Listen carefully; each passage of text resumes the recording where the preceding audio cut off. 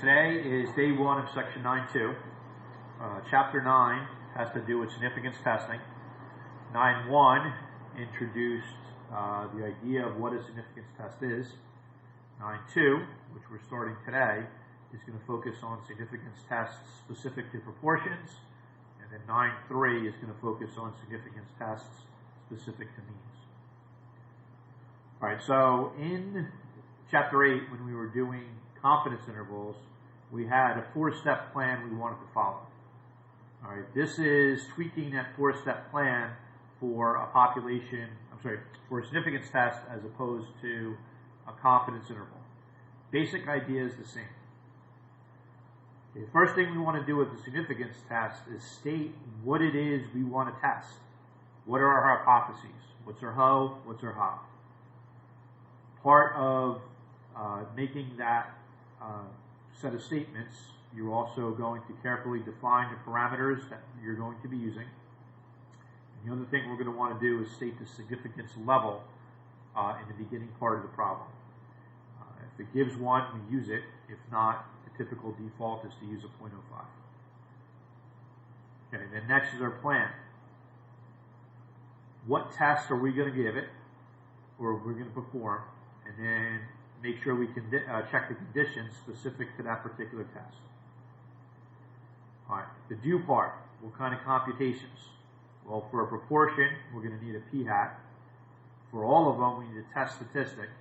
And for all of them, we need a p-value. And then we're going to make a conclusion based on that p-value in combination of what our ho and our ha were.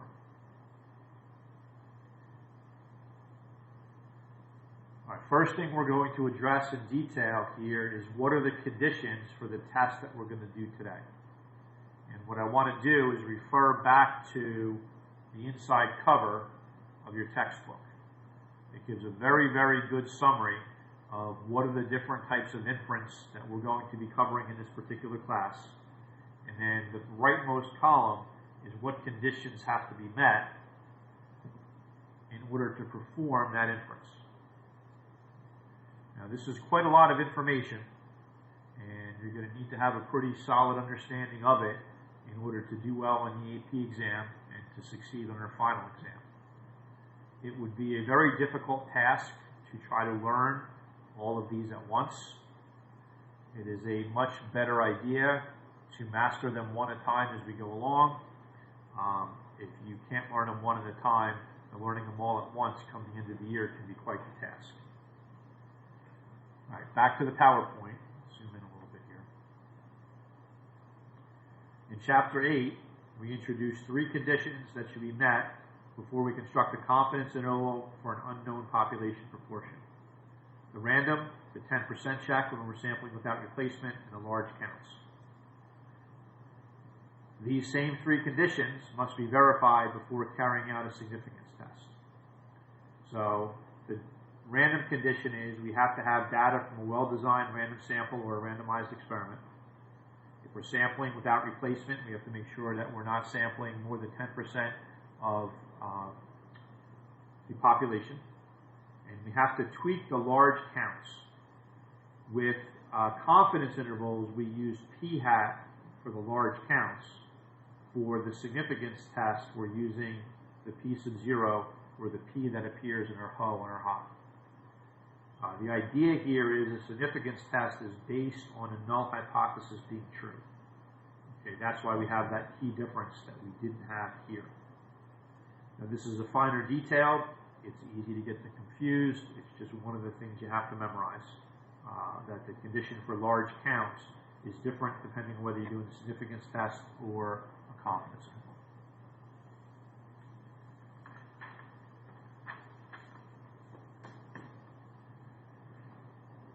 All right, next thing we're going to concentrate on, getting our test statistic. Okay, so we're assuming you're choosing a simple random sample of size n. Well, it doesn't necessarily have to be a simple random sample, but something from a well-designed sampling. From a large population that contains an unknown proportion p of successes. So our ho is that the p is equal to some hypothesized value, And this is what we're going to do to get the test statistic. So what we have here is our p hat, which is a sample proportion, subtracting the p sub 0, which is the p from our ho and our ha, and then the p from your ho and your ha are here and here, and then n is your sample size. So your test could be a right-tailed test or a right-handed test, where we're trying to show something greater than. Your test could be a left-handed or left-tailed test, showing something is less than, or it could be a non-directional or a two-tailed test, which means we're not interested particularly in greater than or less than, just not equal to. It could be an either tail there.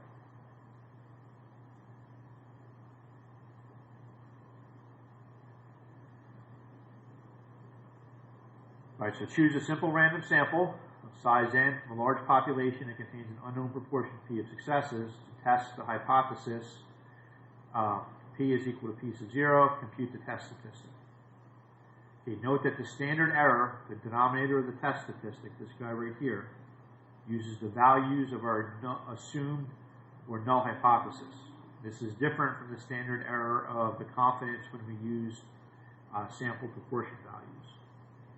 So we're using the p sub 0s versus the p hats. So this goes along with the conditions in terms of it's a detail that you need to make sure that you remember the which goes with which.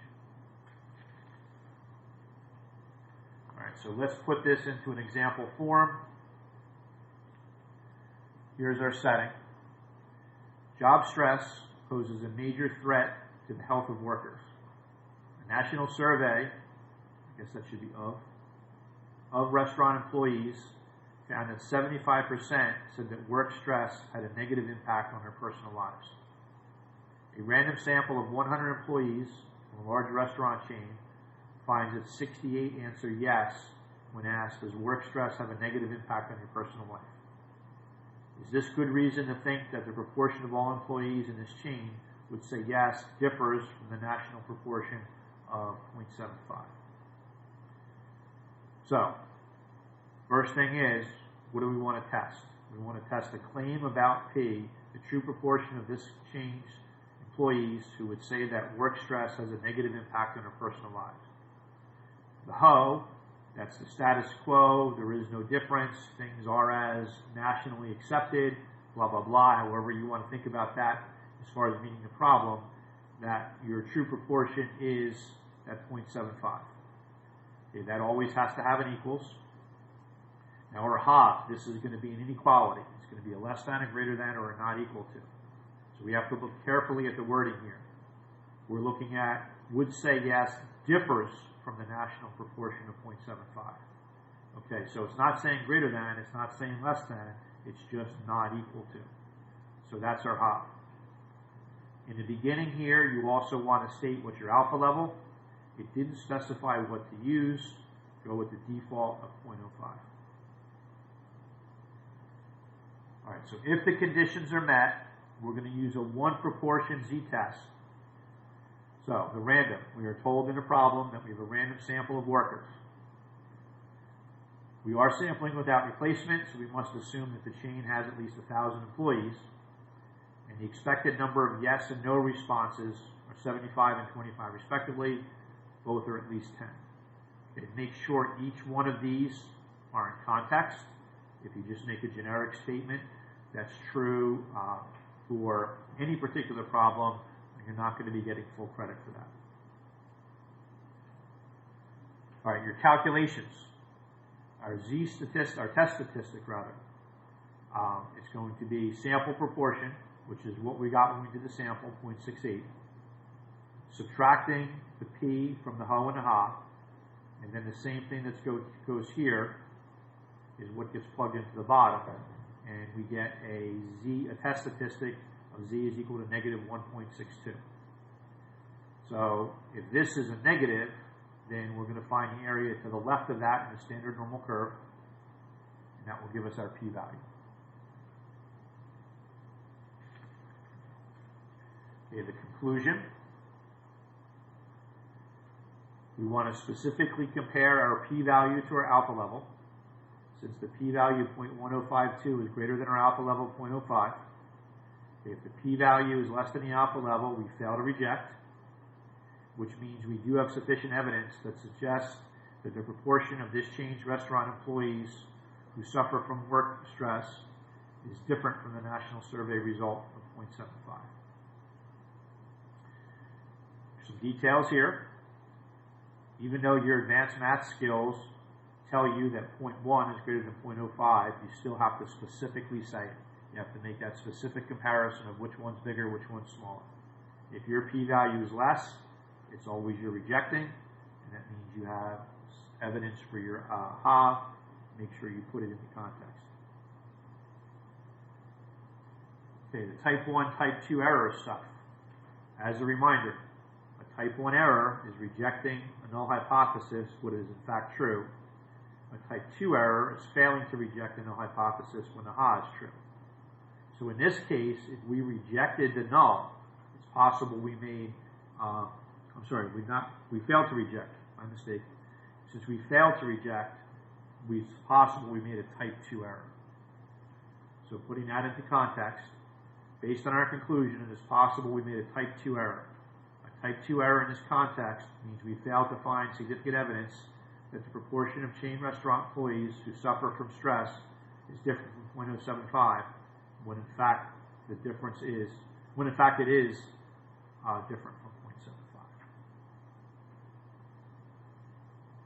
Okay, running through some more examples. This one is one of the practice problems from your textbook. Here's our setting. A drug manufacturer claims that less than 10% of patients who take its new drug for treating Alzheimer's disease will experience nausea. To test this claim, researchers conduct an experiment. They give the new drug to a random sample of 300 out of 5,000 Alzheimer's patients whose families have given informed consent for the patients to participate in the study. In all, 75 of the subjects experienced nausea. Use these data to perform a test of the drug manufacturer's claim at an alpha of 0.05 significance level. Okay, so stating, what do we want to test? Okay, somewhere in here we have to state our alpha level. We could do it right away like here, or we could do it afterwards. We have to state our HO and our HA. Okay, the HO is the status quo, what's it being compared to, blah, blah, blah. However, you need to think about that to match the problem so that the true proportion is the 10%. Okay, the developers of this particular treatment would like to show that it's less than 10%. Less than 10% are going to get nausea. That's the good thing. That's what we want to show is true. Okay, whatever variable we use here, here, and here, you want to make sure that you explicitly define it. P is the true proportion of the 5,000 Alzheimer's patients who would experience nausea while taking a new drug. Going back to the earlier days of STAT, you can't make a statement beyond what you sampled from. So the biggest population that we can go with here is the 5,000 Alzheimer's patients. Don't say who did experience nausea. Did experience nausea, that would imply you're talking about the sample. Talking about the sample is not referring to the population. So we have to make the statement who would experience nausea. So if you were able to test all 5,000, our data would apply to the ones who would experience nausea. If you say did by AP rubric, that applies that you're talking about the 300.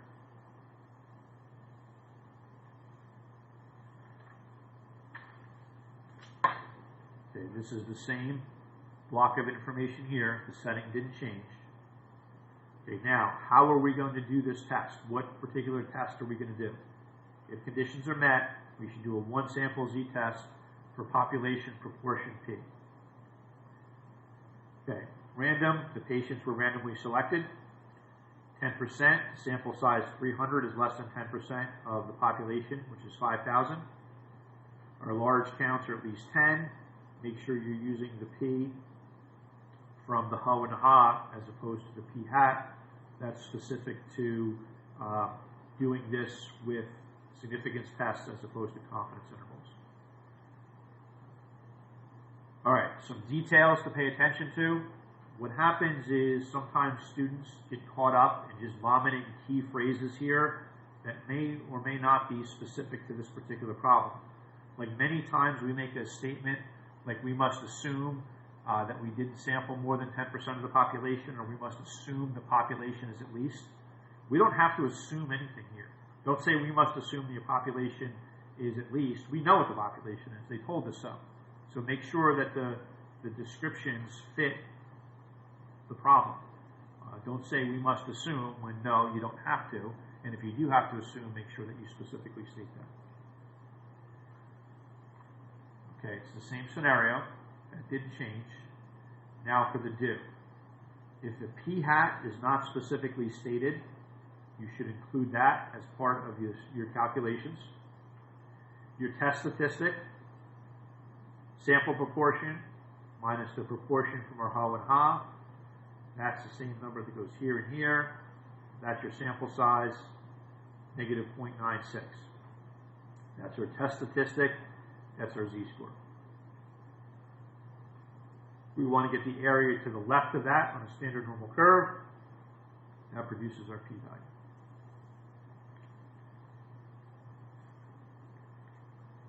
Okay, our conclusion. We're going to specifically compare our p-value to our alpha level.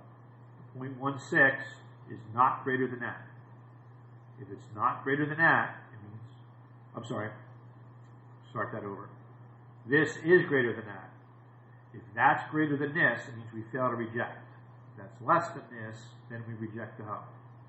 Okay, if you fail to reject, it means you do not have evidence for the ha. So in this context, we do not have convincing evidence that the true proportion of these 5,000 Alzheimer's patients who would experience nausea while taking a new drug is less than 10%. Okay, back to the errors. Type 1 is rejecting a null hypothesis when fact it is true. Type 2 is failing to reject a null hypothesis when the ha is true. All right, so in this case, we failed to reject. So that means it's possible we made a type 2 error. So based on our conclusion, it's possible we made a type 2 error. Okay, what does that mean in context? A type 2 error in this context means we failed to find significant evidence that the true proportion of Alzheimer's patients who would experience nausea while taking this new drug is less than 10%, when in fact it is less than 10%. So if we wanted to flesh that out a little bit more with the consequences, it means that they came up with a new drug that's going to help Alzheimer's patients, and our test failed to recognize that, and that would be pretty significant consequence.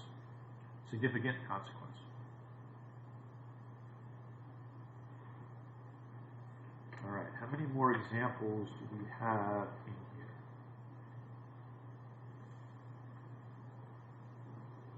All right, we'll do the next one in detail, and then we'll do a time check. Okay, again, this is from your textbook, one of the practice problems. Okay, people of taste are supposed to prefer fresh brewed coffee to the instant variety. To step aside for a little bit of sarcasm, how does one become a person of taste? Are there qualifications for that? I want to become one, what do I do? I don't know. Back to this.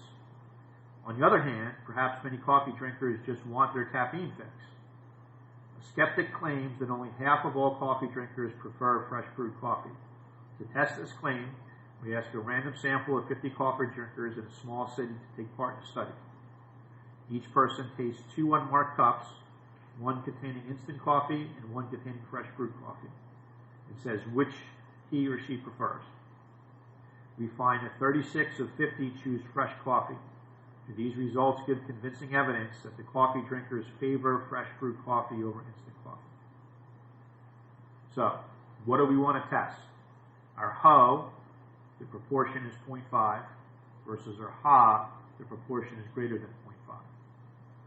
So, the 50, that's our point of reference there in terms of, where does it say it here? Only half of the coffee drinkers. So half of the coffee drinkers would be the 0.5. Okay, that P represents the true proportion of coffee drinkers in this small city who prefer fresh brewed, and we will perform the test at an alpha level of 0.05.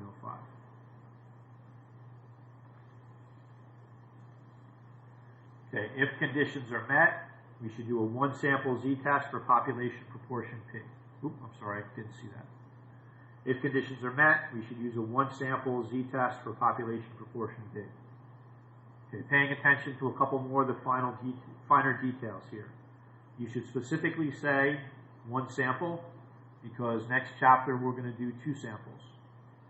You should specifically say z-test as opposed to t-test, which we're going to do next section, and specifically say population proportion as opposed to population mean, which we're going to do next section. Okay, running through our checks, the random, the 10%, the large counts. Remember, for the large counts, you're using the P sub 0, not the P hat, and that is specific for significance testing for population proportions. Okay, as far as the calculations go, if the P hat wasn't specifically stated, you should show where it comes from. In general, as we've talked about many times, the safe way to go when you're using a formula, show the blank formula, plug in the final numbers, what's the result? Okay, this is a right-handed or a right-tailed test because we're trying to show something greater than. So we're going to get the area to the right of that on a standard normal curve. That represents our p-value.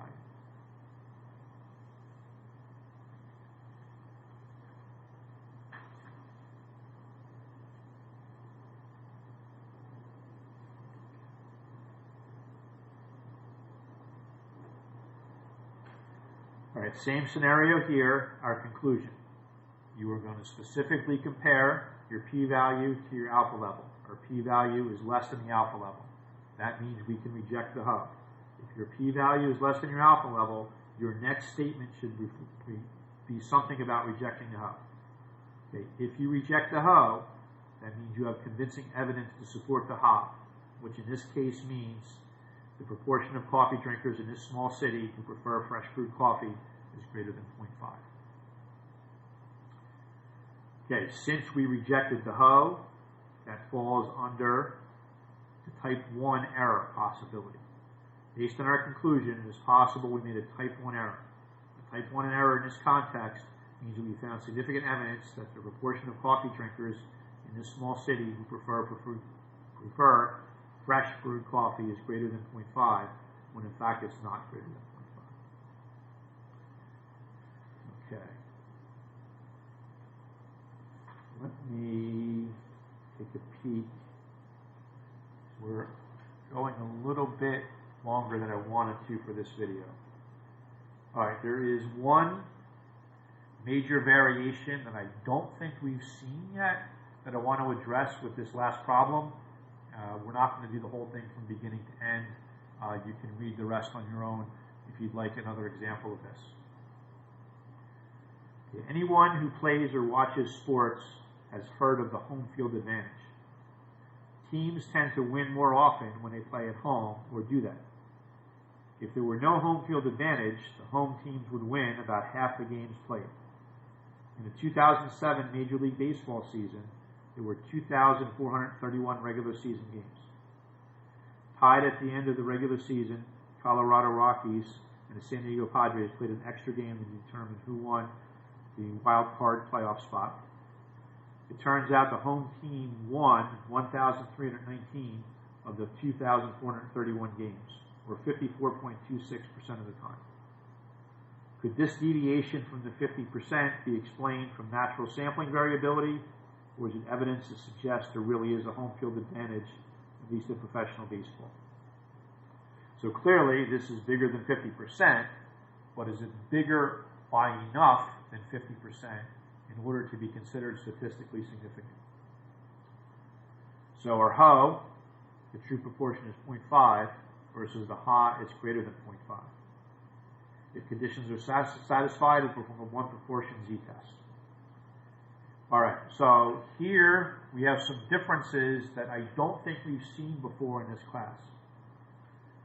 We have the results of 2,431 games of the 2007 season. While not randomly selected, these should be a reasonable representative sample of all Major League Baseball games in the recent past and near future. So we do not have a random sample here. We have all the games from one season. So when this occurs, we have to assume that this is a representative sample of what we'd like to address. So what we'd like to address is, well, the recent past and the near future. We can't extrapolate all the way back to like baseball in the 1920s. It was a much different game back then. And we can't extrapolate too far into the future because of the fact of who knows what the future brings, especially since we're doing this particular video during COVID. One of the things that we talked about at one point, I forget exactly where it falls, is you always want to make the assumptions to continue the problem.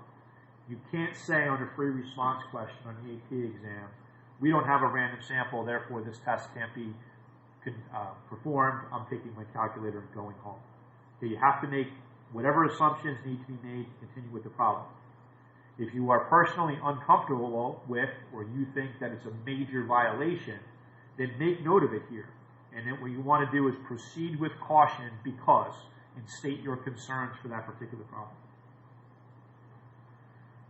All right, so connected directly to that idea, the 10%. We are interested in home field advantage for Major League Baseball for all seasons. While not a random sample, these 2,431 games are fewer than 10% of all games played over the years and or will be played in the near future. So this is connected to that, assuming that we have a representative sample. We need to assume that that 2,431 will be less than 10% of what we're going to consider to be recent past or near future. All right, the large counts, there's nothing new there.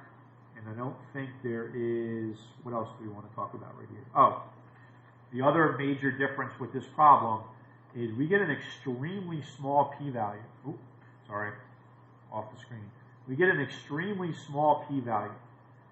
P-values can round to 0, but they're never actually 0. So you could leave your p-value as is, just like that. Or you can say approximately 0. But make sure you have approximately, or you use the symbol for about. Never say your p-value equals 0. The p-value can't equal 0. It can round to 0. It can be about 0, but it never can be 0. Okay, other than that, I don't think there are any major significant differences that we need to address in that last example. I believe that will work good enough for today. I'm just scanning through real quick here.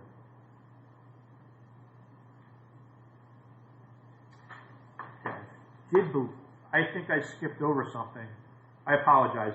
As I did that last example, I thought that last example was going to include sometimes we have to double the number we get for our p-value. And I forgot to do that here. So we have to circle back to this problem with the job stress to hit something that's pretty important here. If it's a one-sided or a one-tailed test, the number that you get when you do the normal CDF command, that is your p-value as is. If it is a two-sided test or a two-tailed test, like this one was, we were interested in showing something not equal to as opposed to specifically greater than or less than. It means you could be on either tail. So whatever that number is, you have to double it. And then that gives you your p-value. And I believe that I either glossed over that or didn't address it in the detail I should have. And I apologize for that. That's a pretty important idea that I should have emphasized. All right, now we're done.